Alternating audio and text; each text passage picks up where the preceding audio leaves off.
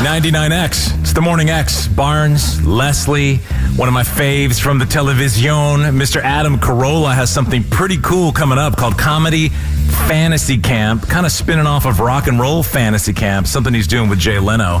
And I can tell you about it, or you can hear it from him. What's up, Adam Carolla? Hey. Thanks for having me. Of course. I got to say, because the Rock and Roll Fantasy Camp idea was so cool, like all these artists like Roger Daltrey, Ringo Starr, getting together with people that, have a fantasy of being in a rock band. This takes it a step further in comedy land. Yeah, how's it going to work?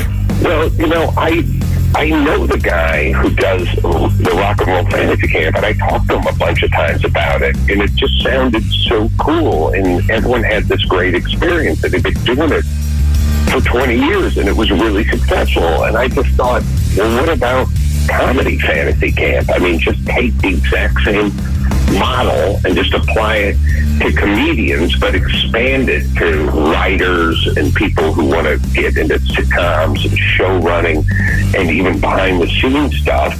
And I'll just hit up a bunch of my friends like Jay Leno and Alonzo Bowden and other great stand-ups, and I'll talk to a lot of guys I know who are showrunners on sitcoms and writers on sitcoms, and we'll just assemble this all-star group, and then we'll just apply the model to comedy. What do you think is harder, Adam? Because if you think about fantasy and people start thinking about, wow, I could do that, and maybe they could, what do you think is harder, to become a rock star or to become a comedian? Well, I think if you started, like when I interviewed Tommy Lee from Motley Crue, he's like, I started banging on pots and pans when I was 5 years old, and then I got a drum kit when I was 6, and I never stopped drumming. And so by the time, Tommy Lee is 19 years old, he can drum, half drunk and half asleep, like it's nothing for him. I think maybe with comedy, you don't have that impulse when you're 5, unless you want to be telling knock-knock jokes on stage when you're in your 30s. So you probably get a head start in the rock and roll department, because there's so many guys that, you think about these bands like The Who and the Rolling Stones and Paul McCartney and stuff like that. These guys are going on 60 years, which meant they were on stage kicking ass when they were 21 and 19 and stuff like that. Kind of rare for a comedian, because I think a comedian, you just have to mature. Like if you talk to any comedian about what their set was like when they were 23, they would wince. They're like, oh, I was so bad. What was I thinking? But they weren't developed mentally enough. So I don't know if one's harder or easier. It's a little different timeline. Adam, I do have a question to ask you, because, you've been so successful in different parts of your career, from radio, then all the great television stuff, The Man Show, Crank Yankers, to having this successful podcast. What's been like the favorite part of your career? It's weird. I really just think about variety. What's different? What haven't I done? What do I want to try? What am I not good at that I could get better at?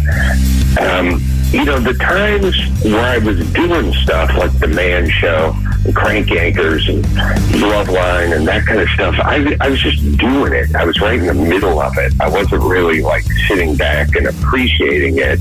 I was just kind of showing up and working. So, it's kind of interesting, and I guess you have to ask that question when I retire, because you have to get some distance and get back and kind of look at it. Like any relationship I've ever been in. I don't enjoy it when I'm in it, but later on you look back and you reflect on it. You go, yeah, Sherry was pretty good looking, wasn't she? What was your big break, though? As you think about a young Adam Carolla hearing maybe to go to this comedy fantasy camp, what was the break for you when you're like, man, I broke in, like I'm in? I broke into KROQ radio in Los Angeles right about my 30th birthday, and that was my first big break, as I got on the Kevin and Bean morning show on K-Rock. And once I got onto that morning show, I made sure I never left. And then my first big break was hosting Love Line on the same radio station, which came from being on the morning show. We used to be next to you guys, like at the Grammys every year. We would see you and Jimmy Kimmel and Kevin and Bean, and those guys were always so nice. But it's so cool to see you guys really go on and have such successful careers as we still sit here and play Pearl Jam. So congratulations on that. Well, I think Jimmy's put us all to shame by hosting the Oscars 3 times. True. That's true. Give us the setting for this fantasy camp. Like, where are you going to be? What's it going to look like? What's happening? We're going to be moving around. We're doing a show at the Improv in Hollywood. We're going to be at the Roosevelt Hotel. I think we're going to be at another club in the Valley.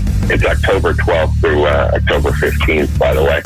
And it'll depend. Do you want to perform? Do you want to do a stand-up set? Do you want to be a writer? Do you want to run a sitcom? Like, I think we'll break it off that way, like they do with Rock and Roll Fantasy Camp. Yeah, that's got to be really fun, especially Leno involved, who's such a good guy. It sounds like you have a lot of great people that are doing it, and not just doing it to get paid. They're doing it because they've had a lifetime of loving comedy. Jay's just doing it for the money, but yeah, everyone else. All right, how can people sign up? What's the process? You go to comedyfantasycamp.com, and you'll get all the details there. Excellent. All right, man. Adam, good to see you on the show. Thanks for having me. Thank you. Adam Carolla. The Morning X with Barnes and Leslie. 99X.